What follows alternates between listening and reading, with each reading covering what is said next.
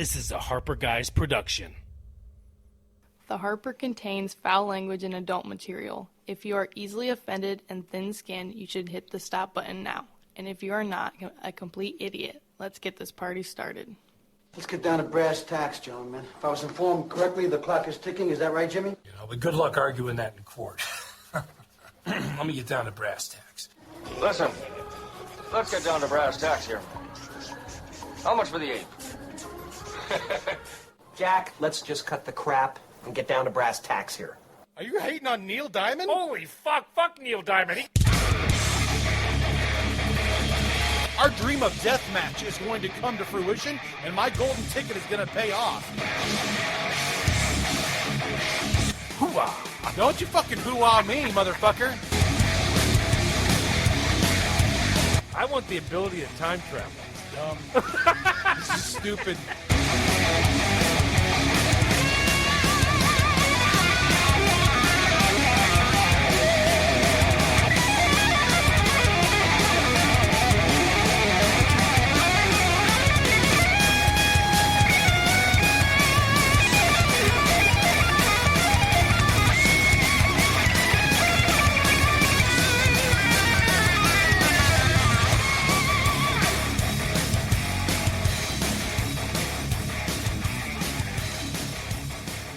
Welcome to the Hopper, ladies and gentlemen. This is Jake. With me as always, my co-host Adam.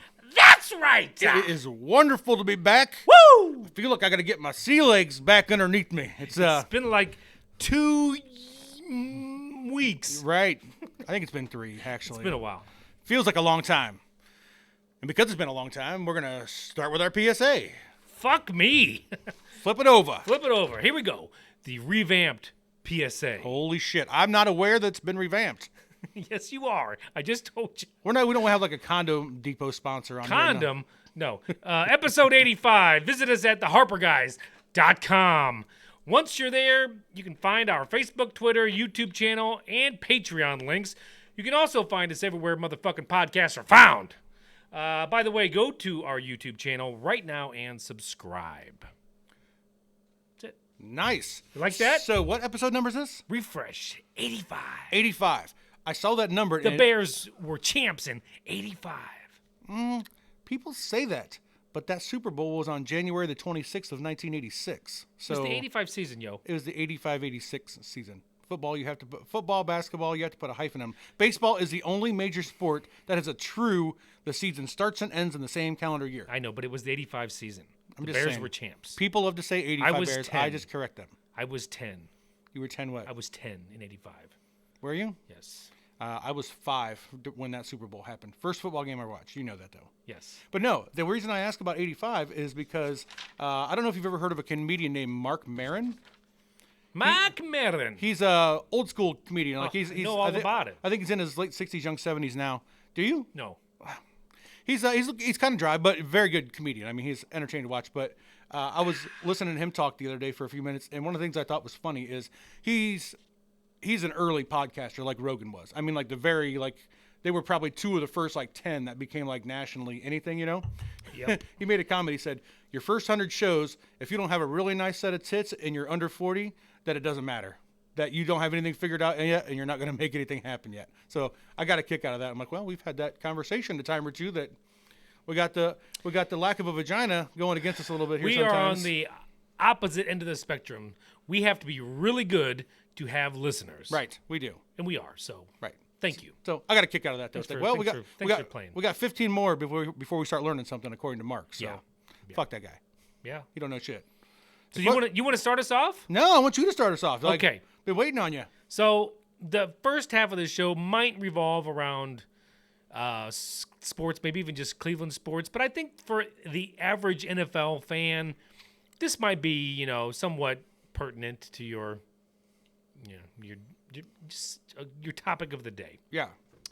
CBS Sports. I was sitting here after I was watching the game. I even bitched to Jake during the game early on. This is the Browns game Yes, last week. the Browns game. So this is the 1 p.m. CBS. For the life of me, I don't know who the announcers were. I remember seeing them sitting on the desks before the game started, and they're Sure. doing their little plexiglass banter. Yeah. And I'm like, okay, I don't care. I don't really know who these guys are. I'm sure one of them is at least a former player. One of them's probably a color guy. Whatever, who cares? I don't know. Yeah. This part is not their fault, although it might be. I don't know. But I think the Browns did not get the ball first. I believe it was the other team, the Bengals.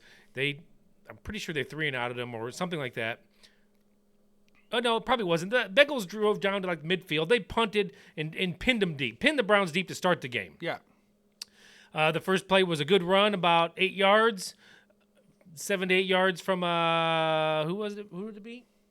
Hunt. And then the next play was about a 30-yard interception thrown in the area of Odell Beckham. Yep. Odell Beckham commenced to chase. This is not why I'm pissed. Then he got hurt. They showed 2 guys down. There was another offensive lineman down, and OBJ was down. And they showed the interception again, and then that's it. Not even then. I think they actually went straight to commercial. They come back. They showed the interception. I'm an Indians. I'm a Cleveland Browns fan. This is on TV for me to watch locally, and they won't go back and show the replay of how he got hurt. Right. Any other, like if this would have been, is it Al Michaels and Tony Romo? Al Michaels does Collinsworth. It's Buck and no. Who's with Romo? It's isn't it Al Michaels with Romo? No. Al Michaels is with Collinsworth on Sunday nights. Okay, so who's with Romo? I don't know. I like those guys the best, I think.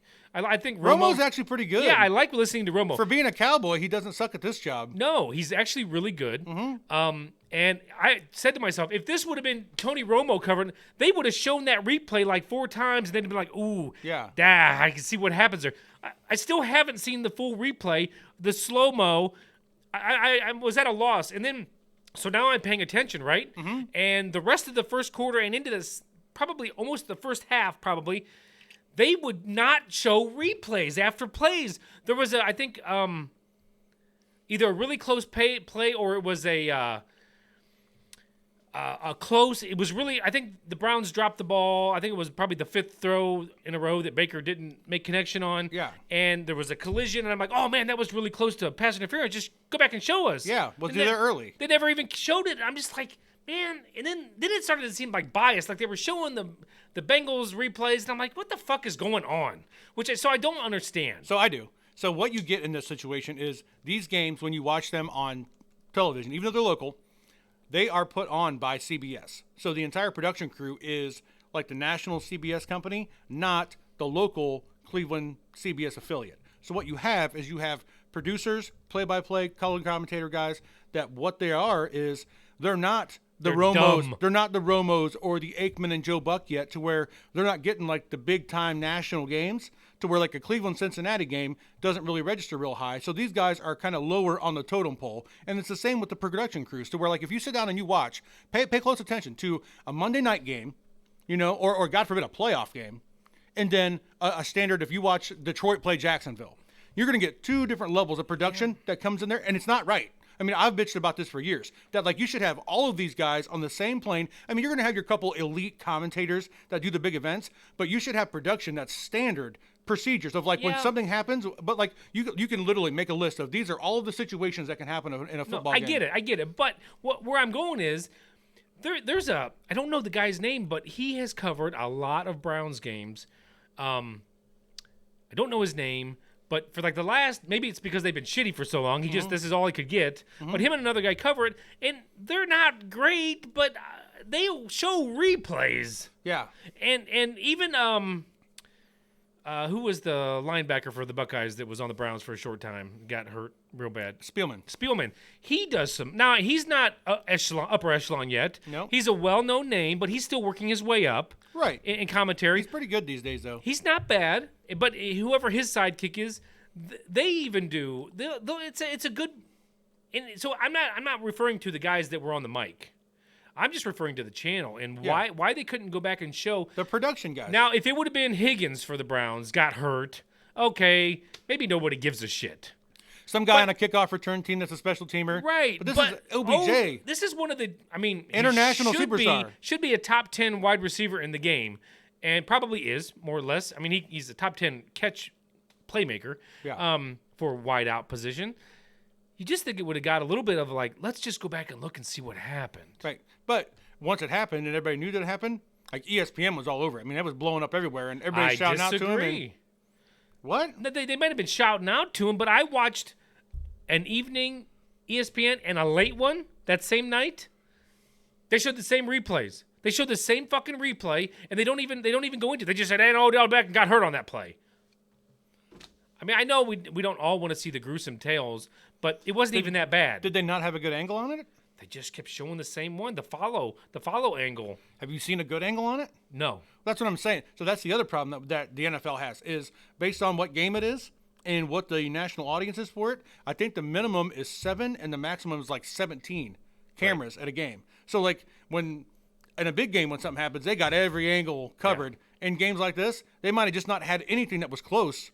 You know, because like I think it was on the sideline actually where he got hit to where they just didn't have something going down that sideline to be able to see over the players and coming across the other side of the field. In today's technology, with as much money as the NFL makes, there's no excuse. And that what you're saying right there is funneling me to another harp. Is at this point in the NFL, there should be a camera dedicated at each goal line. There is because. No, there isn't, because you get these plays that happen. Did the ball break the plane? And they're like, and the angle is just not the quite angle's just right. a little off. Yeah. No, they need by law, there should be at opposite ends of the corners of the field, at the opposite corners of the field. Easy for me to say, shining across the goal line from opposite ends. It should be like a flagpole that's up high enough that the players won't get in the way. But it's a good camera where they can zoom in and just check it out. Yeah. I don't disagree with that. If nothing more for the replay officials, wouldn't they want that? Yeah, you would think it would make their job in New York a whole lot easier. Dumb. Yeah. But what else did I have to say? Oh, but it could have been the OBJ drink sock effect. The what? Holy shit. I may have told you this. I may not have. The drink sock? The drink sock. Do you know what a drink sock is? So sock that goes around your beverage? Yes. So you don't get the condensation and it's in your hand doesn't get cold if it's a nice icy beverage. So my wife, I see it laying down on my desk, my work from home desk. And it was there on Tuesday or Wednesday of last week. OBJ. And matter of fact, I saw this. It's like a koozie. Yeah, but it's a stretchy sock, and it literally looks like a sock. It's got the lines like a sock, like the neck of a sock. Yeah. You know, and that's what it technically is. And sure. Joke, we have a family joke because my wife's aunt, every time we go to her house, she literally had this one glass on her end table with a fucking, you can see where the cut marks were from a fucking sock. It's a good life hack, man. Hey, it is a little bit hillbilly. I'm not knocking her because I like a koozie. Sure, me too. So, not knocking her, but when I put this on, I'm like, it looks like your aunt, but it's not cut at the bottom. Right. And then OBJ goes down. So I jokingly asked my wife Sunday evening, can you get me one of Ben Roethlisberger, please? Or an Aaron Rodgers one. That'd be amazing. I would love an Aaron Rodgers one. So I'm going to sport it, and then he's going to go down in the first quarter and end his season and career. Thank you pretty much. Yay! The hard part about that is that even if you do that and it happens, then you have to get a Lamar Jackson one because if Pittsburgh loses, then it just helps Baltimore. Right. I mean, that's the son of a bitch of being in Cleveland's division is Cleveland is in a rare spot. I mean, if you look at like the Cowboys division, right? Not to veer too far from your Cleveland topics. No. But you have the Cowboys, the Giants, the Redskins, and the Eagles, right? To where sounds right. The NFC East has a long-standing history of just hating each other, right? Sure. To where most of the other divisions, you know, like if you look at the AFC South, that's Jacksonville, Indianapolis, Tennessee, and Houston. All right, they're starting to build some rivalries and stuff a little bit there, but it is nothing like a Cowboys-Eagles game. Well, with the Browns, you have your eternal hateful rival in Pittsburgh, and then, but it is, I mean, no matter what era you look at, it's always still been a team that everybody. It's unbalanced. There's hate now, but it's always been unbalanced. The Browns were really good a long time ago, and then the Steelers were really good in the 70s, and then the Browns owned the 80s and 90s, and then the Steelers have been since then. To where it's funny that this is such a big rivalry because it's like one team is always better than the other for like long stretches of time. We're just in the bad stretch. But Roethlisberger's about to retire, and it's about to go the other way. right, that team is about to fall on hard times. They've got salary cap problems, Pittsburgh fans, you're about to feel our pain. Now that being said, unless you get some immaculate reception, 2.8, and you get another amazing quarterback, you're about to be in Fucksville. Well, I'll tell you this. We are in a weird time right now in the NFL to where you're going to see more and more players like Jimmy Garoppolo.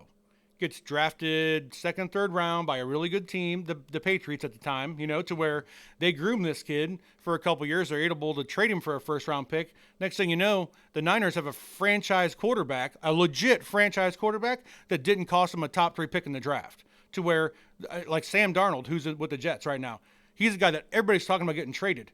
You read about it, there are so many GMs that are lining up to try to trade for this guy because they just think that the Jets don't know what the fuck they're doing. This kid has every tool you want in a quarterback. He just needs a real quarterback's coach to where he probably just needs a offensive line. Yeah. And so there's your protection. Give him another half second to think. Right. So I'm not going to write Pittsburgh all the way off yet, but I will say this: it's nice. We found out how last can you year. write them off? They're undefeated right now. Right. Well, we found out last year what that team is though without him. Yes. That team is bunk without him. Well, like they giant still win. bunk. They still win. Did they win 9 games without him? 8-8 last year, and they were lucky for that. Or did they end up 6-9? I mean 7-9. All I know is the Browns beat their ass, and then the quarterback got his ass beat the last game they played. You see, they put that fuck face in for a couple plays against Pittsburgh a couple weeks ago. Did they? Yeah, they were whooping Cleveland's ass, so they let him play the last series. I didn't see it. It's the only snaps he's had Why all year. didn't I see it, Jake? Because you weren't watching it. Yeah. Apparently I wasn't. Maybe it's because I guess I wasn't. It was a Sunday, homie. No. Oh, that was when I was golfing. I was Yeah. gonna blame that one on you. I was out swinging the clubs in the rain, Right. which we were all bitching about. We could be on our couch drinking beers, watching the Browns, and then we're all like, By halftime, they're getting blown out. By halftime, we're like, glad I'm out here in the rain. Oh, look at that. The sun's coming out. Yeah. Oh, my God. So, but yeah, the Browns are fun, though, again. I mean, what's funny is they've been blown out twice, and then they've won 5 other games. So at 5-2, and you look at their schedule, man, they've got Tennessee, Pittsburgh, Baltimore in the back half of the schedule. And other than that, it's a lot of winnable games. Big time. So, on that note, Baker Mayfield is the quarterback for the Browns. He is. A lot of people know that. Most people know Baker Mayfield now. Some of you out there may not give a shit, but I'm going to tell you a little bit. There's been questions, and they're still happening to this day. Is he the right guy for the job? Is the question that they pose. Yep. And a lot of them, they say, he's not tall enough. Okay, can we just shut that fucking door?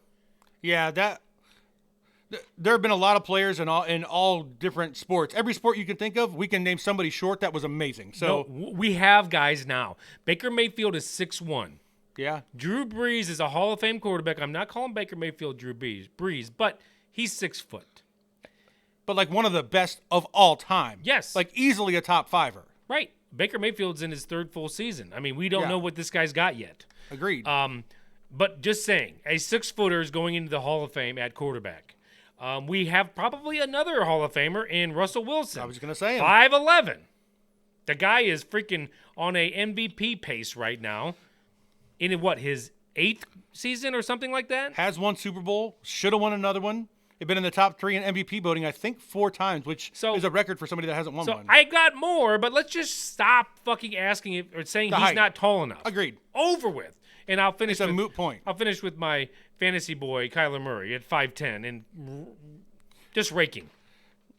I don't think you should call Kyler Murray a boy. That is a grown-ass man right there. Yeah, but he's my fantasy friend right now. I get that. I'm just saying. Like I said my boy. Okay. I didn't like my boy, like my buddy. I'm just saying. My friend. There's nothing racial there. I didn't mean it racial. Oh, I good. didn't mean it in terms of race when you said boy. When you say that's my boy, I think like I don't know. He looks like a little kid. I mean, because he's like 21 or 22 years old, but that dude is a fucking ninja. You know, when he's sitting That's there. the last time I give you advice prior to a fucking draft, by the way. I didn't pick him because of you. All right. I didn't. I'm looking at him, and I have my spot, and I'm like, he's at the top, of course, at my pick, and it's like, what, round 4 or 5? 5. It's round 5. And I'm like, whew. A couple people, or I think Lamar was already taken. I think that was Lamar and Mahomes are gone. They were gone, and I was like, I better do that. I was taking him next. Win. I ended up taking Dak right after you took him because I was like, Which well, that wouldn't have been bad until he got hurt. hey, I Dude traded was him. lighting up. I traded him and it all worked out. Woo. So, anyways, let's stop talking about Baker's height. Let's move on. All right, to what? What are we going to Okay, so Statistics.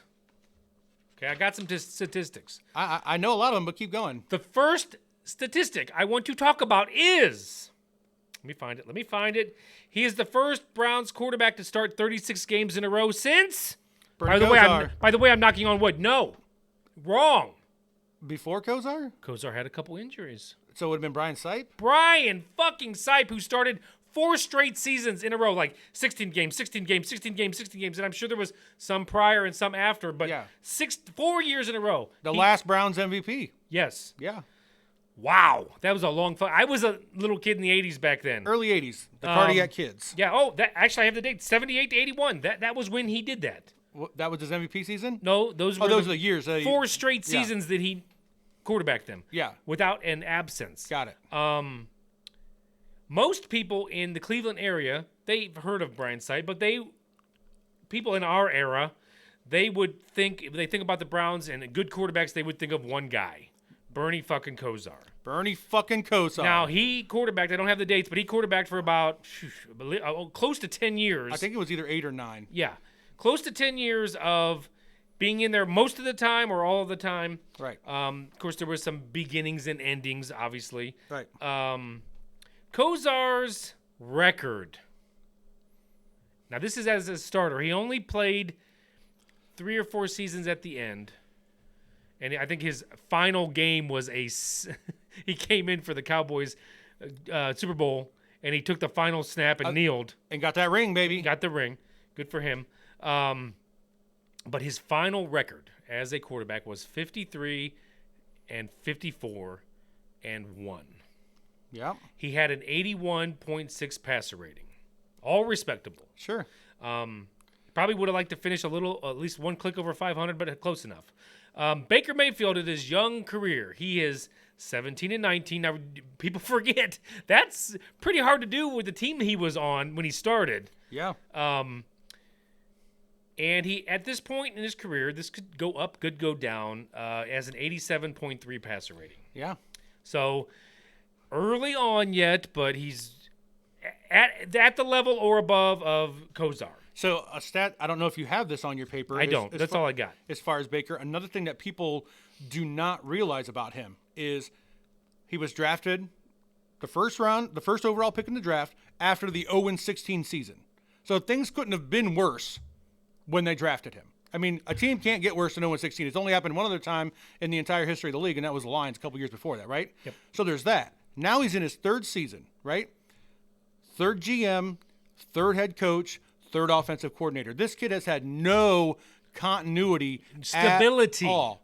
I mean, Jarvis Landry. He's in year 3 with Landry because they brought in Landry the same year, and him and Landry have a great chemistry. That guy has multiple injuries that he's playing through. When he's not playing through injuries, him and Baker really have good chemistry if you watch him play. I mean, he caught almost 100 balls again last year. They're brothers from another mother. Right. Landry's been hurt. They've got a lot of players. Another thing that people, again, if you watch them now, that it shouldn't all be on Baker. They've invested a shitload of money and have one of the best offensive lines in the league. They easily had the best running back tandem in the league. They've got one of the and will again. Right, and they have one of the best sets of tight ends in the entire league. So this team is built to run when they're playing right. They're built to run, pass, and kick your ass. Right, that's a good one. When they're firing on all cylinders. So, yeah, anybody that wants to shit on Baker Mayfield, go ahead. At some point in time, you guys are going to be fucking eating crow because of it. Because I'm going to tell you what, this guy's a competitor. This team's going to keep getting better. If the owners would just stop fucking monkeying with the coaching staff and stuff like that, and even if you have a couple up and down seasons and whatever, stay the course. Right. Quit changing things out.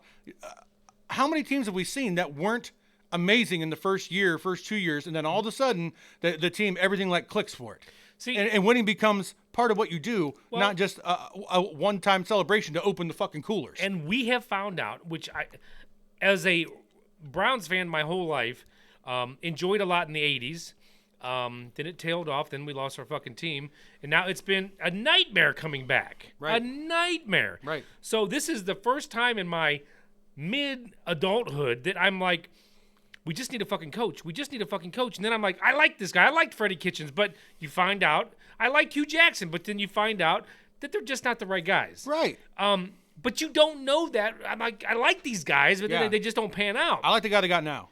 But Kevin Stefanski is proving that, a little planning, a little forethought, Yeah. a little bit of diabolical gridiron work, Yeah. and he's making shit happen. Now, But this isn't just brand new. He's been doing this for a while. But do you know how he actually ended up in Cleveland last year? Do you remember the whole thing of why? No. He was not supposed to end up in Cleveland. Cleveland was like his fourth choice on the list. So it was. Oh, He was supposed to be getting offers from teams all over the league. They went out, they played the San Francisco 49ers in a playoff game, and they got shellacked. got smoked, and he was the offensive coordinator Right. for that Vikings team, and they were like, how can we trust you to be a head coach when in the biggest game that you guys have ever had, your team comes out and lays a complete and total egg? Not realizing that San Francisco was a juggernaut at that point. I mean, if you watch San Francisco over the last couple of weeks, they're a team that everybody 3 weeks ago was writing off, and now they're getting their mojo back. because they're getting some guys healthy. Right. Now, the one guy they're not getting back is Bosa. But when you put Bosa on that Niners team, dude, that front four is almost unblockable. I mean, if you think about it, what Stefanski learned from last year when he got to Cleveland. What's the first thing he did when he got to Cleveland? Offensive line. He drafts an offensive lineman with a top 10 pick, and he's the best offensive tackle so far in this draft. No question, hands down. That the Alabama Yes. man? Yes, and then Alabama slammer. And then he spends more money and goes out and gets Jack Conklin, who is a perennial All-Pro at the other tackle. Wasn't he the guy that we shouldn't have got? He was one of those weird acquisitions. No. So the thing with Conklin was he was the offensive lineman in this year's free agency thing, and everybody thought he was going to Dallas. Everybody had him pegged to go to Dallas. That's where the money is. Dallas is going to pay you. Their left tackle is not going to be there. This guy's coming in. All of a sudden, you come to find out that he's got a really good relationship with Kevin Stefanski. Bam. Stefanski gets this job. Cleveland's willing to pony up the loot. Bam. Just like that, it's all said and done. And you know how many people really know who this guy is? I don't. I mean, hardly any. But we all know who Joe Thomas is. Yes. But because we had Joe Thomas from the day he was drafted until the day he retired, I'm telling you what, Jack Conklin, he might not be Joe Thomas. Joe Thomas is going into the Hall of Fame the first day he's eligible. We all know that. But this guy's legit. He's one of the very best in the league, to where he came in and built his offensive line. Like, if Cleveland's going to win, you have to look at a team like San Francisco. Cleveland's not trying to win 8 games, 9 games, 10 games, slide into the playoffs. They're trying to build a championship caliber team, and you start in the trenches. Yeah. Well, I do agree. And how bad do I feel for Joe Thomas, a guy that I wish he could have just pulled together, 2 or 3 more seasons, just played He on. could have, though, man. That's the thing. I know he could have. That's the thing that drives me a little bit nuts, is he played on all those bad teams. And it's like, dude, you're out on an island at left tackle. Your feet are fantastic. Your hands are fantastic. You had one bad injury that cost you your total games played and total plays. Your Iron Man. Right, your Iron Man streak. Get it fixed. Come back and be a linchpin for this team. Teach this young team. I think he actually knew that they were going to be good. Yeah. And he's like, I just want to get out. And I'm like, man, you were on the 0-16 team. Right. Don't you want to be on the 9, or you could help them become a 10-6 team? Because the one problem, if I look at this team, I look at all the weapons they have on offense, I look at all the guys they have on defense when they're healthy, because they got a lot of dudes hurt right now. The one thing that they don't have is that rock-solid veteran that all of the other guys are going to follow, that is the team spokesman when anything Joe bad Vitone. happens. But, again, I'm not comparing Joe Thomas to Michael Jordan. Right. But when Dennis Rodman played with Michael Jordan, there was no bullshit. You know what I mean? It was all show up, do your job, kick some ass, take Come some back names. from Vegas, Right. kick some ass. Right, but at the end of the day, Yeah. there was none of the shenanigans that he had in other parts of his career. Right. Because he had the veteran leader respected. That's the only thing this team doesn't have. I mean, who would be that guy on this team? I don't even know. Landry? Is Landry the closest thing to an older veteran? But he's not even that old. He's only like 27. Yeah, he's only like in his 5th or 6th year in the league. That's what I'm saying. To me, that's the one thing they need, is a little bit more veteran leadership. Yeah. Not much, because, this team is slowly getting a little older, to where you're going to have a whole bunch of guys that are all the same age. I mean, they were the youngest they can team in the keep league them for together. years. Well, they're going to, though, for a while. I mean, the core of this team is put together for, like, the next 4 years. But my point, I got a little bit derailed, but my point is about Baker? you started the point about saying that he has had no stability for these 3 seasons. Right. I've been saying this for 20 years. We just need to keep a guy. Whether he's shitty or good, we need to keep a coach for 5 years and just see what fucking happens. Mm-hmm. And then maybe we can keep him for 10 and win a fucking Super Bowl. Agreed. I mean, and Cleveland's gotten rid of, like, was it Mangini that won 10 games and then got fired that year? I don't think he did. I think it was either 9 or 10, to where they just missed the playoffs on, like, the last week of the season. Yeah. And then they fired him. Well, that was such a weird thing, too, because as soon as Mangini got off his contract, they were like, boom, he's ours. Right. I forget who the owner was, but he was like, I love this guy. Who was before Haslam? Somebody bad. I don't remember. Yeah, they sucked. But, like, Pittsburgh didn't go to the playoffs last year. Do you think they considered for 5 seconds firing their head coach? No. That guy's going to be there until he's ready to retire from coaching. Well, because they don't fire people. Right. And there has to be some, and if nobody knows it, fucking Haslam should. Right. That if you keep the headpiece in place for an exorbitant amount of time, Yep. there is going to be the players are going to buy into the system. If they don't, well, Yes. then the player needs to go. They're going to buy into a system, and this is going to be the culture, the new culture, and then over time, it's just going to be the way it was. Yeah. Look, the Ravens have not been a losing team for a long time, Right. but that was the old Browns. The old Browns since the 80s were decent. They had a little dip in the late 80s. But they were good when they left. Not late 80s, late 90s. Before they left, they had a little dip, but not much, not enough to. But then they won the Super Bowl like the 2 years after they left. Yeah, but that's the thing is people forget that the year that Cleveland left, like their last season in Cleveland, before the season started, they were the odds-on favorite to make the Super Bowl from the AFC before everything fell apart. With Modell moving the team, they pulled all the sponsors, guys started not wanting to play, like it was a big shit show from then on out. That team that went to Baltimore was locked, stocked, and ready to rock. They drafted a couple guys real quick, brought in a couple veterans, bam, Super Bowl champion, just like that. And it was heartbreaking. Right, and a legendary team. I mean, that defense that was the first Baltimore defense was built in fucking Cleveland. It's ridiculous. Yeah. So, Excuse me. So, but anyway, so the Browns are exciting to watch again. I don't care what anybody says. Even if they get blown out, they're still well, this team. But going back to your question or your statement about Baltimore and Pittsburgh, no, this will be my first time, maybe ever since Modell took the team away, that I will be rooting for Baltimore on Sunday. I would much rather see 2 6-1 teams versus a 7-0 Pittsburgh Steelers. I don't even care. To me, it's irrelevant because I think that both of them are getting in. I think 3 teams from their division are getting in with the expanded playoffs. I just hope those 2 Are teams. they expanded? Yeah, for just this season. Yep, they're expanded. Yep. So Cleveland's It's not going to be the Bengals.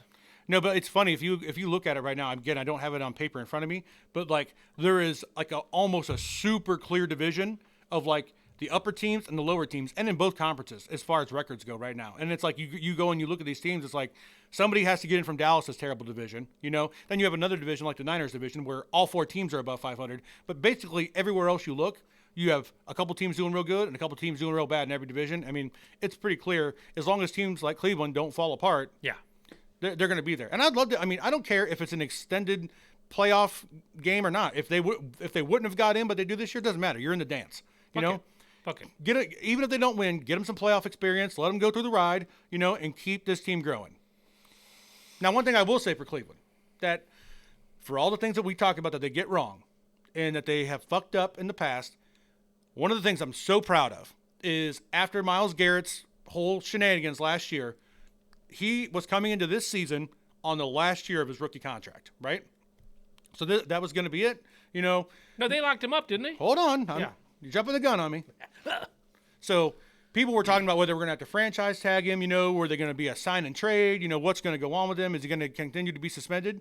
He does everything right with the league, gets himself right to where he's not going to be suspended coming into the season, and the Browns realize that he's a generational talent, you know, regardless of the fact that you had one bad moment on the field at the end of a win, and they locked this kid up for the next, 6 years? And we don't mean locked up like jail. No. But, I mean, basically, he's locked up in a Browns jersey until he's irrelevant. I mean, until he's coming down the end of his career where he becomes just a situational pass rusher. And Hallelujah. You know, to where guys like that, like those are the smart moves that they're starting to make. So I'm excited for him. It's good times. It's good.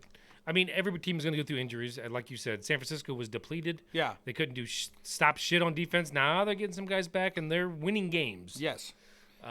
Plus, they got their quarterback back. Right. Quarterback back. I do have one more NFL nugget to throw at you, just because I got a fucking kick out of this. So we've talked multiple times about not liking our sports and politics being too crossed over, right? So basically, everything that's gone on with the NBA and the messages on their jerseys and all the bullshit that went with it, right? I don't, because I didn't watch 1 ounce of playoffs. I didn't either, but if you read in the articles that even before the season started, we knew that they were going to be allowed to have social justice messages and stuff on their shit. Yeah, so I thought this was hilarious. The game in which the Lakers won the NBA championship, right? That's the NBA championship. The year that Cleveland played the Warriors in Game 7 and won it, the highest rated finals game of all time. Do you know that? No, I did not. It is the highest rated. Everybody watched that fucking game. Woo-hoo. The entire world stopped to see that game. Last week, the Eagles played the Giants on Thursday Night Football and had more viewers than the LeBron championship game. Two of the worst teams in the fucking NFL. You don't mean the LeBron Lakers. LeBron Lakers. Okay. Like 3 weeks ago, whatever it was, when they just won the nobody championship. cared. Nobody gives a rip. So I got a giant kick out of that. Yeah. So. Well, I'm going to tell you what.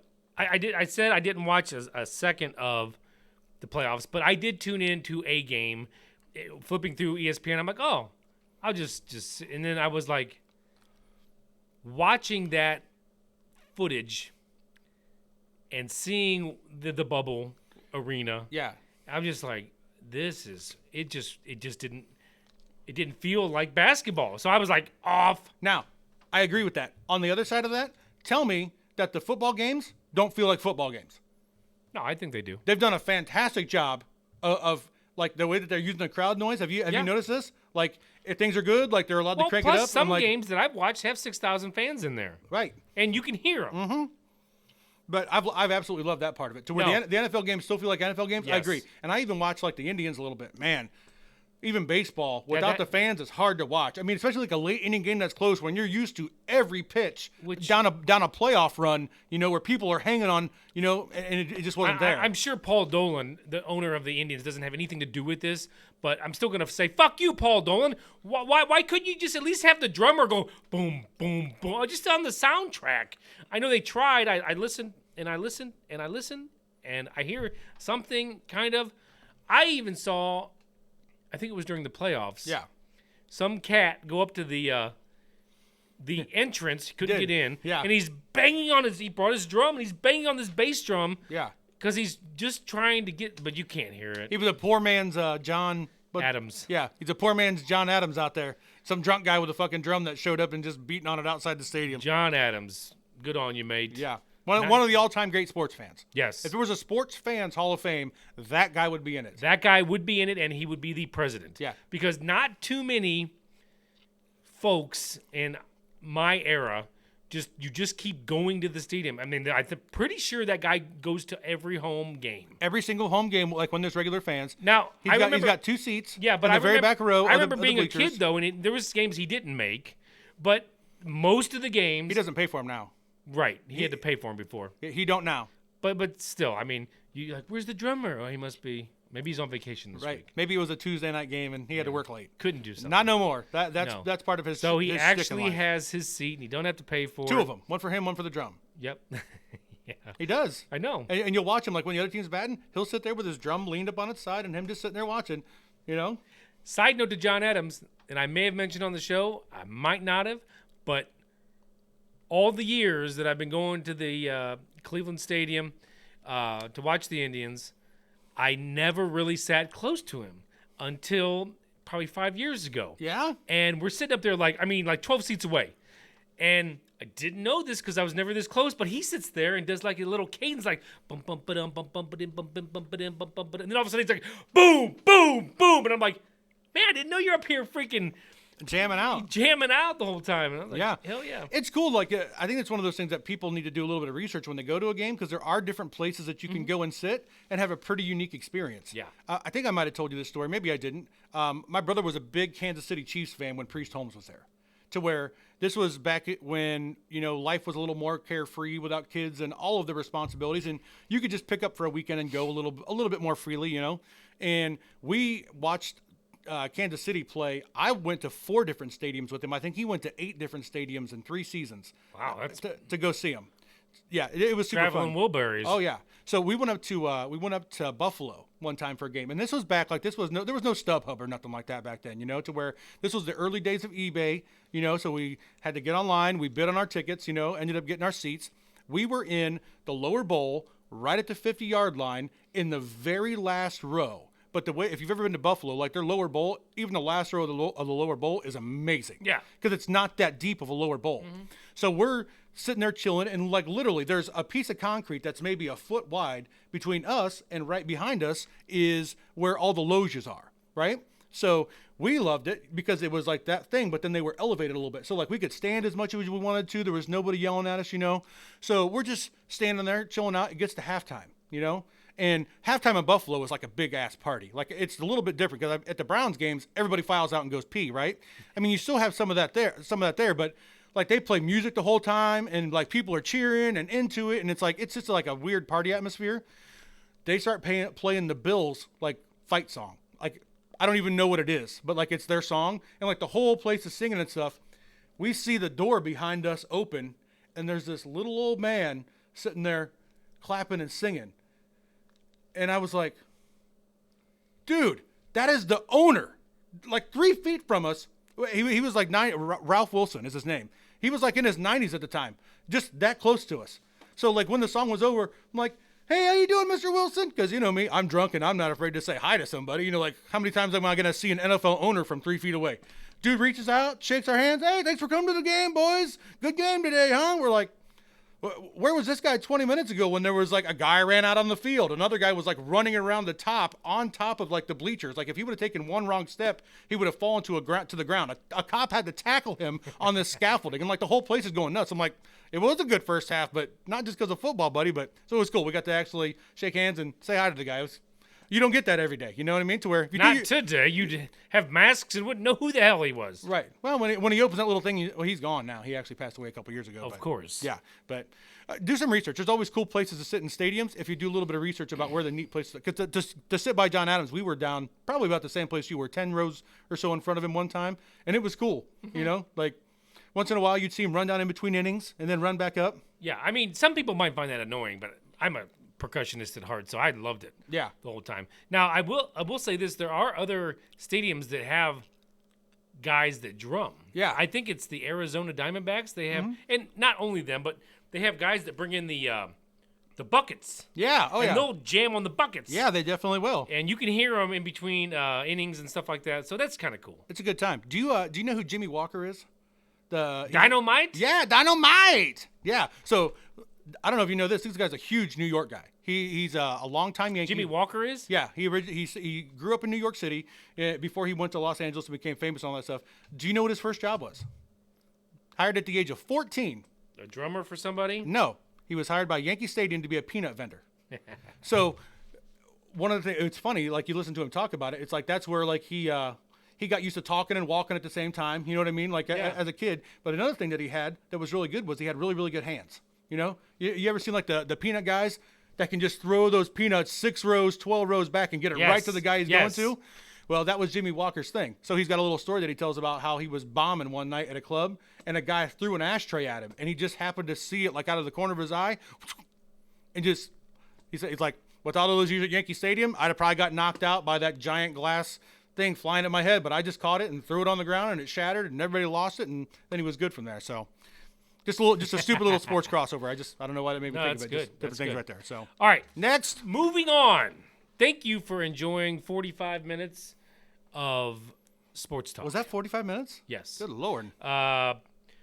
Perception of other people's job descriptions. Okay, tell me more. I mean, we've all seen like, boy, that guy fucking doesn't do anything all day. How is he still on the roster? Or, wow, that motherfucker busts his ass all day. Yeah. I'm not real sure what he does, but he just always looks busy. Just the perception of other people's jobs. Sure. So I'm in IT, and I know because I've walked through the office, I'm usually the front end on issues and things like that. So for some reason, people think to seem probably not always. Yeah. Because there's some things that I don't handle as fastly as I could. But my perception has been in conversations is, well, you're the one that does everything. Those other guys don't do anything. Well, the reason why is, and I've said this on the show before, is because they don't see them doing those things. They're still working hard. So you see where I'm going with this? The perception of other people's jobs and their titles. It's something else. Right. No one really knows, and maybe they shouldn't know what your job description is and whatever, because it should not really be none of their business. They should be focusing on their job at hand. Yeah. Because if they're focusing on you, then they're not doing their job. Bam. But where I'm going with this is, I know people don't always know how busy you are. Sure. But certain requests, like, hey, we've got somebody new added to we just hired somebody in. Somebody new coming into the fold. Coming on in. All right. Now, I will get these requests, and, it's a new user request. We got to set them up in the system. We got to get a computer. We've got to get some keyboards and mice, some monitors. Sure. What would your generalization be on how long? Like, if you were the IT manager and you're like, we just don't have this shit lying around. We got to order some of this stuff. We have to set it all up. What would you think a new user request should be? A week? I would say a week would probably be fair. I mean, by the time you get the hardware that you need in, I mean, this is just me, knowing from experience, but also from talking to other people. We're not the only company that works like this, to where once you get the hardware in that they're going to need, then it all has to be programmed with the right software, the right programs. Then you have to have logins for every bit of that stuff. Right. They need their credentials. They need their phone credentials. They need their signature. I mean, Little there's bit a of lot training. of right. I mean, they have to know how to use said equipment. I mean, I would say that a week to have them up and clickety clacking, probably a month before the bugs are all worked out and they're running smooth. Well, a week is acceptable. Yeah, sure. We, as an IT group, would appreciate 2. Hey, we know we're hiring somebody and we're just going to give you a little upfront. It's going to be, but I am okay with the week. I will not get mad at you or physically or behind the scenes be like, ah! Yeah. But I just experienced the other day, and this is not the first time. Yeah. And I'm not throwing anybody under the bus. It's just say it. It's just perception of other people's jobs. Yeah. And how busy they think you are. We had a request on a Thursday. I responded saying, well, we're going to need to know the name of said person, because we need to be able to set their account up, Yeah. Standard stuff. I get that back at about 4:00 on the Friday. Okay. 4:00 on a Friday. I get a call bright and early, or an email bright and early on Monday about 10 o'clock. So the person has already started. Where's their stuff? It's just frustrating. And I'm not throwing anybody under the bus, because not everybody understands. Mm-hmm. But it's just, you have to have a better job, or a better understanding of what somebody else has to do to get whatever they're doing done. And it doesn't even have to be IT. It just is common sense. Right. I don't disagree with that. On our show, we preach a lot of common sense. Right. You just can't expect that people just waiting, twiddling their thumbs, waiting for your next call. But not even just that. Like, I agree with that. The part of this discussion that drives me fucking crazy is when you tell somebody something. Hey, thank you for letting me know that you need this. I have to go through my process now to get this all done. Right. Give me 5 to 7 working days and I should have this done. If I have the ability and stuff comes in early, I might have it for you a little sooner, but I'm going to build a realistic expectation for you. When that person's like, well, why does it take so long? Or worse, when their boss is like, I need them up and running faster than that. Then you know what? You fucking come down here and you fucking program it. Because I've heard people fucking say this and it drives me fucking nuts. And part of what we're dealing with right now, too, I believe, is what I call COVID availability, to where there are people, your job is a little different than mine, okay? But on a whole, over the last 6-7 months, I'm at basically everybody's fucking beck and call. Sure. You can reach me basically anytime. Over the last month, as I'm not even going to say everything's opened up and going better, I'm just going to say that we're at a point where people can't fucking wait for life to happen anymore. And people are getting to that realization. But so I'm starting to travel more. I have more face-to-face meetings. When I'm sitting with somebody talking, I can't take the phone call from you. I can't answer your urgent email when I'm in the middle of a call. You know what I mean? To where it's Agreed. like, there's times that you have to wait. You would not believe how many times I get somebody that will send me an email at 9:30 in the morning, right? So I've already started with like whatever my base was to start with for the day. Let's say I'm into a meeting. Coming out of that meeting, I have a couple things that I'm still working on this project with this customer, so I need to get this done and get it off. 12:30, 1 o'clock, I get a follow-up fucking email. Hey, did you see my email from this morning? Even if I did you think I just wiped my ass with it and didn't fucking do anything? Like getting people to the point where they're not coddled and they understand that as much as everything moves 100 miles an hour these days, there are things that still take fucking time. Yes. And people don't want to give you that. Mm-hmm. But at the same time, they expect you to be understanding when you reach out to them and don't hear back from them right away. To where Exactly. like I have like a 24-hour rule, to where I try to make sure that I say, hey, I got your email. I'm going to be working on this, just letting you know that I have it and like everything's kosher. If I even get that back and somebody's like, hey, it's going to take me a couple days, unless it's something that has to be, and then I would say, hey, timeline-wise, they have to have this submitted by X number of time. You should be okay with it and deal with it. People have gotten so impatient through all of this. And it comes from where you started this whole thing. People just don't walk a mile in anybody else's shoes anymore. Right. They never try to mentally put themselves in that situation. Well, and I think the other thing with our situation in the information technology realm, right now we're currently scheduling everything. And then probably nobody knows this. Yes. But we are scheduling every minute of our day. Sure. And which is new to the majority of us. But so micromanage. Yeah. So what we've got is, which makes it worse for somebody to come in and say, hey, I need this. Yeah. Wait, where is it? Because now I'm booked, bud. Yeah. I've got to make room for this. Well, now I got to go up to upper management and say, well, what am I pushing back? Yeah. Because what happened was I ended up getting that user set up and the computer and everything by Tuesday. Yeah. Now that means that I had to push a whole bunch of stuff that I already had scheduled in my day out. Because we couldn't schedule it. So that's where I was going with the perception. Yeah, that makes sense though. I had another one. Yeah. So I had a call. Okay. That this person couldn't get into this computer. Okay. And they sent me some screenshots, which I'm very appreciative about. Sure. And I looked at them, I'm like, well, you're going to have to send that back. Okay. Send it back to me. It's a laptop. Send it back. I'll fix it. I can see what's wrong. I get a follow-up email. Oh, this is going to be good. How should I go about doing that? Is the question. That was the question that they asked you? How should I go about doing that? I replied. What do you think I replied? See below. Put it in a box and ship it to me. Okay. Easy. I told the guy sitting across from me, I said, they just made the podcast. I mean, people just don't think sometimes. People are so self-centered about themselves a lot of times these days that you're going to run into that. I mean, it's going to happen. I know, but I just said, please ship it back to me. Yeah. How should I go about doing that? I hate to say things twice because I'm a pet peever when somebody says a joke twice, but I had to say that one twice.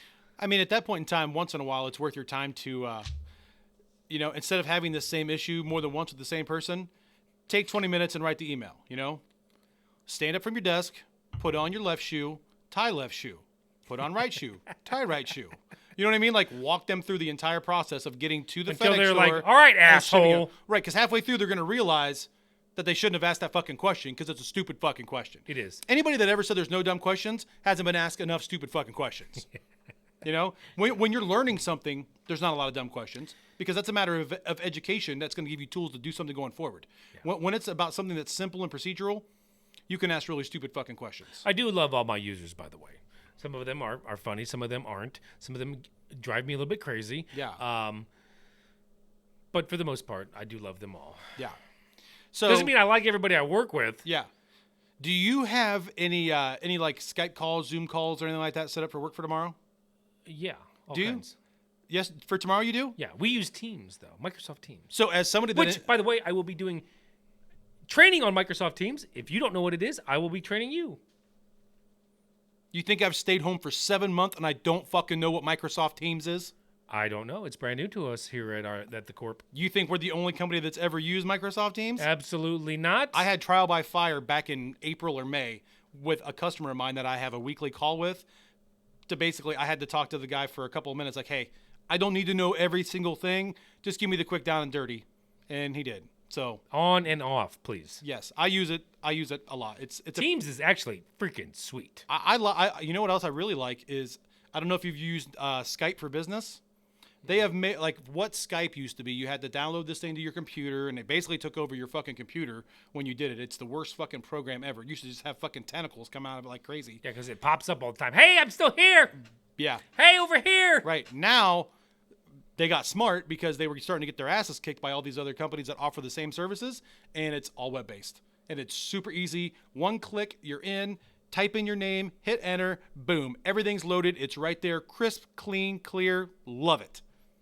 Definitely an advocate for that. I mean, we used Skype on a podcast one time yes, we did. to the couple of our boys over in PA, right? no, But the PA they guys? were even Jersey or Jersey? Jersey or Jersey. New York. They're gonna hate me. We just won't say their name. They Yeah. can't hate us. Yeah. Robin Slim. good Anyways, times. I do have a few things to run through real quick. what do you got left? Let me see. I got one left. All right. Oh yeah. Oh! Stay back or get past fast. Which are we doing? We're on the highway. We got shit everywhere. We got this guy that's swerving. Are we going to stay back behind Oh, him? no. Or are we going to get by his No, ass? fuck it. You hang way No. the fuck back. No. Every fucking time. Why would you want to do that to yourself? It is so much easier to react and slow down to what's in front of you than What? oh, fuck yes, than it is. What if are you you- are in front of a moron that doesn't know how to drive, if you're in front of them, you can't control what they're doing behind you.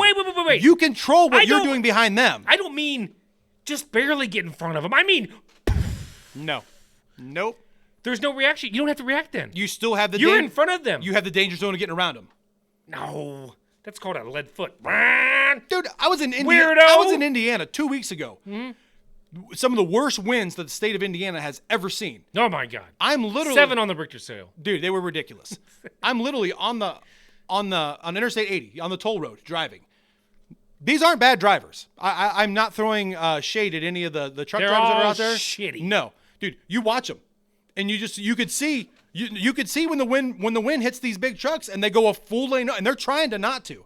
I mean, you can see like the truck's bent in half trying to not come a full lane over, but they can't do anything about it. I'm not fucking passing that guy in that fucking situation. I will slide the fuck back. I will go 65 instead of 75 for the next hour. You know why? Because that 10 miles is not worth that fucking truck landing on me fucking crashing, or any other fucking thing. All right. Well, I'm not talking about 80-mile-an-hour wind gusts. I'm talking about the guy that's veering, and he's veering. No, I get I'm it. gone. Ping. Nope. See ya. You can crash back there, and I won't have to avoid your ass. Nope. No Yes, way. 100% all the time, every time. The thing, so here's the thing. You know what's funny is I think, again, we talk about this a lot, and this is like a metaphor for society. We seem like we're total polar opposite on this topic right now. 100%. That's why you put it on the list. Yes. But we're not. It's just a matter of perspective. Your idea. I know you're right. I'm right. No. If this is that car, your idea is to be way out in front of it. Yes. See ya, buddy.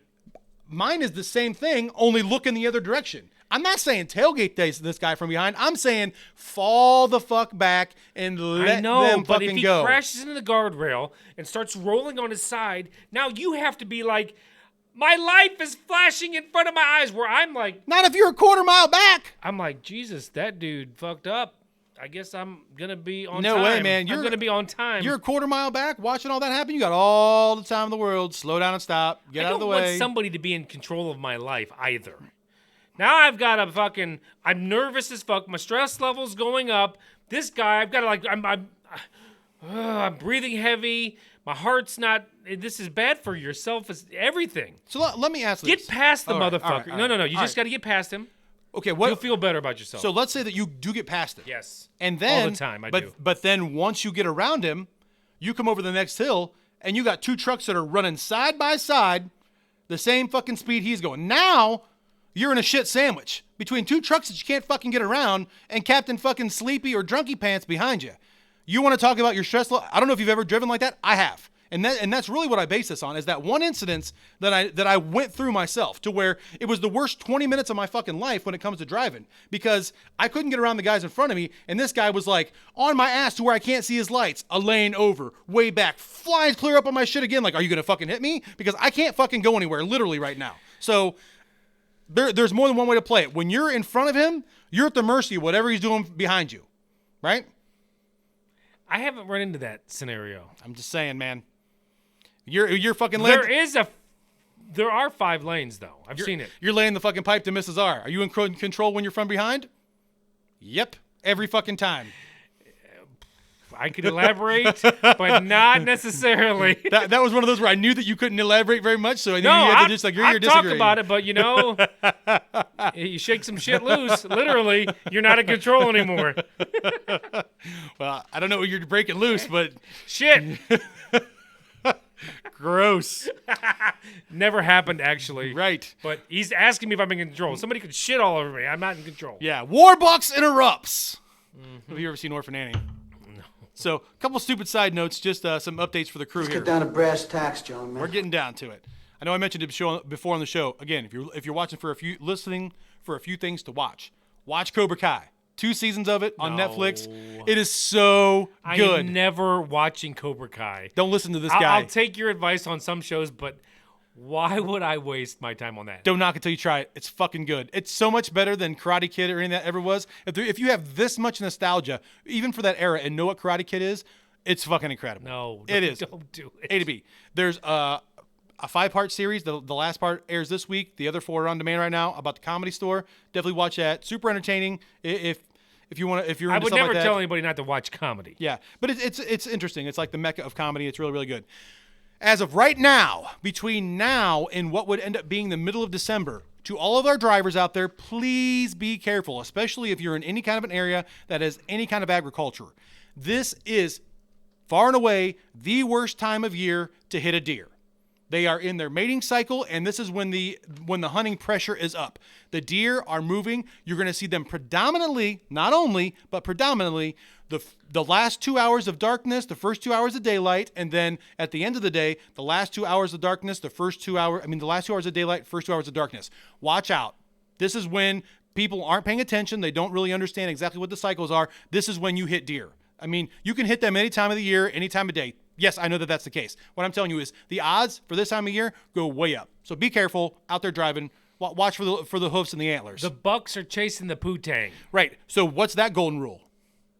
If you see one, there's probably 2 or 3. And it always is. And it's not the first one you're going to hit. It's going to be the second one that you don't see. So if you see the eyes, slow down, take your time, make sure you know what you're doing. By the way, I want to thank this fella right beside me here for taking out to my first deer wading trip.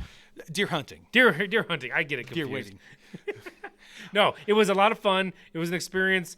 I don't want to say freaky because I'm a grown man, but we walked into the woods and I knew where we were at, but it was a pretty good hike, about a football field. Probably about 3, maybe 4. It's further than you think to get down in there. Seemed like about a football field, but it's pitch fucking black. Yeah. Wasn't afraid of the dark. I'm just I'm afraid we're just gonna walk off the trail and just go tumbling. Yeah. So we're crunching, we're snapping, we're kicking leaves, and then we finally, your eyes do adjust. And, Yeah, we got to where we were going. Yeah. So yeah, it was a good time. We had some deer come right up. We were in a blind. Jake had some knee surgery, couldn't climb the tree stand, so we were in a blind, and it's so funny. These deer come right up. They were we had 2 that came up about 12 feet, and boy, do you see the nostrils flaring? They're looking at us like, what are you? And they didn't get too spooked. I think we had the scent on. We did. Enough. We had the scent covered. We were mud. It's mud and grass.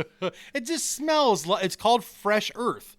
You're is, supposed literally. to smell like the earth. If you've ever gone down and scratched the dirt or pulled up a hunk of grass with the dirt, that's what we smelled like. And it worked. It does. Hey, you're hunting deer, like that's what you want to do. You have to eliminate your human scent, and that's what you want to smell like is the earth. Yes. Right? So my family, we're all new to this. So I've got a 12-year-old and a 14-year-old, and then my wife. And I said I got this special detergent, and I'm like, so I'm down there by myself. I'm gonna do these clothes, and I'm like, it does. It literally smells like I just pulled a big clump of dirt. dirt with grass up. So of course I start to load and I screw the cap on and take it upstairs and I'm like, you guys got to smell this. Because my wife, she's the type to like open a brand new magazine and be like, I think that's weird, but she loves the new smells and things like that. Sure. So I knew she was down. I'm like, smell this. It smells just like outside. And she's like, oh my God, that's crazy. So then my kids, they're still in the I'm gonna feed them like poison mode. Right. So they're like, and I'm like, just fucking smell it. And they're like, wow, it does. It's gross, but it does. So then they were. My son would not. This is so funny. My son, he's 12. He's stuck to my hip every time I'm in the house. Like everywhere I go, it's like my wife and her dog. She follows my wife everywhere. My son follows me everywhere, and it's fun. He's young. I know he looks up to his dad a lot. Sure. Which is me. I gotta be real good. But he would not, and he's a real social, and he loves to give hugs, and he says he loves the family, everybody, like 5 times a day. Sure. And he would not give me a hug for almost a day and a half. He's like, have you taken a shower? And I finally lied to him. I'm like, yeah, of course I did. And he's like, oh, he just wanted to give me a hug. And then as I give him a hug, he's like, you have not, because I still had the mud smell on. But the body wash is just, there's no mud smell to that. It's No. it's scent free, and it's actually made to kill the other things that create scent. Yes. Like that's what it's there for. So Yes. yeah, Adam is out hunting for the first time. I will say this from a seasoned hunter, I feel like for his first trip out, I mean he did really good job. We had some deer right in front of us. He didn't get all wiggity jiggity and be flailing about, and scaring them off, and it went really well. It's a little bit early for the prime activity, so we just had a good day sitting out there. All in all, I had a good nap in the second part of the day. Yeah. Hey, many a hunter will tell you that some of the best sleep you ever get is sitting out in the middle of the woods with nothing but you and nature, and when you're all bundled up and you've already had your lunch for the day. And Yeah, well, I'll tell you what, it was cool, being in my middle ages now. I mean, I didn't expect to see any deer in the first half. We saw 3, and we saw 3 in the second half. Mm-hmm. But the 3 in the first half were like in our face. yeah. So it was really cool. Plus the nature. If you're just paying attention, and obviously we're waiting for the big guy with the big antlers to come walking through that we can knock down. But in the interim, it went really fast for sitting in the woods all day, and watching nature was just awesome. We had some chipmunks that almost came in, and Jake's like, if he comes in here, it's gonna get pretty interesting. Well, because like they're the They'll type climb of right animal- up your leg and all kinds of shit. Well, but the thing about them is like they're afraid of everything. Yeah. So like if they get inside of like a ground blind, which is basically a tent that you're Right. sitting in that has windows that you But can shoot out of. It's open to the ground. Right, to where if he slides in underneath one of those corners and he starts freaking out on trying to get out, you've got the fastest little crazy 4-ounce animal on the planet flying around in there. No thanks. But the first time the one came by, he stopped literally right on the edge of the ground blind. I could see his shadow. Yeah. So, and Jake's looking at me, I'm looking at him, and we're both looking at the shadow, and I moved my foot in the leaves a little bit. I don't know if I scared him, but he moved on.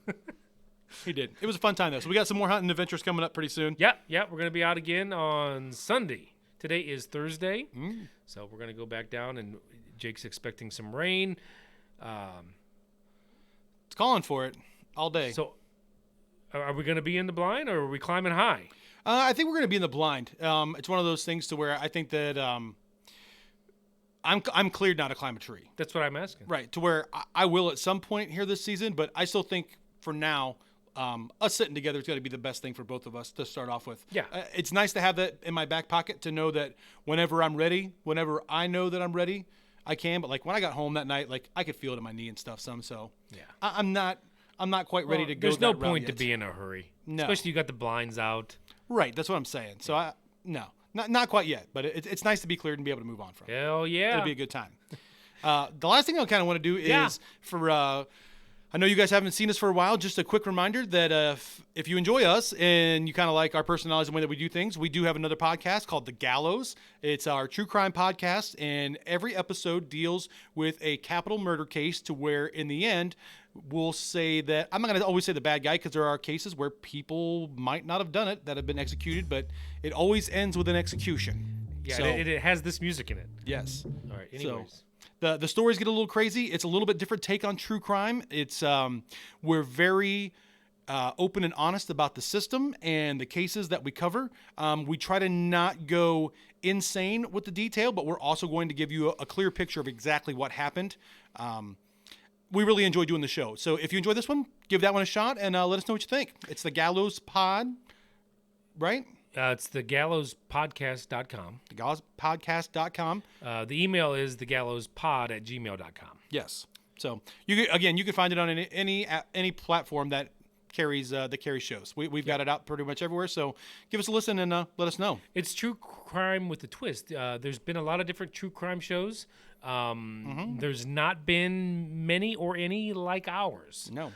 We do cover criminals that have been executed for their crimes. Yes. It is the biggest one. So, like Jake said, there's an execution every show. Yes. And we really avoid the Ted Bundys and the John Wayne Gacy's and everybody's heard those stories. You've heard those stories. We want to give you something new, something to think about. Something that you didn't know. Cases that you might be surprised, like, how did I not know that this had happened? Because that even happens to us. Yeah. Like, I'll be researching and be like, how does the whole world not know of this insane story of what happened here? Right. We live approximately 20 minutes from Akron. Right. And in between us and Akron, there was a horrible murder. I think we call it the Bad Company murders. They are the Bad Company murders. And check it out, because if you live in our area, it happened right in your neighborhood. Yeah, it's bizarre. So that's all I got on that part of it. Anything else to wrap up the show? No. Well, we're all done. As always, one of our biggest things that we advocate here is making sure that you're in tune with your mental health.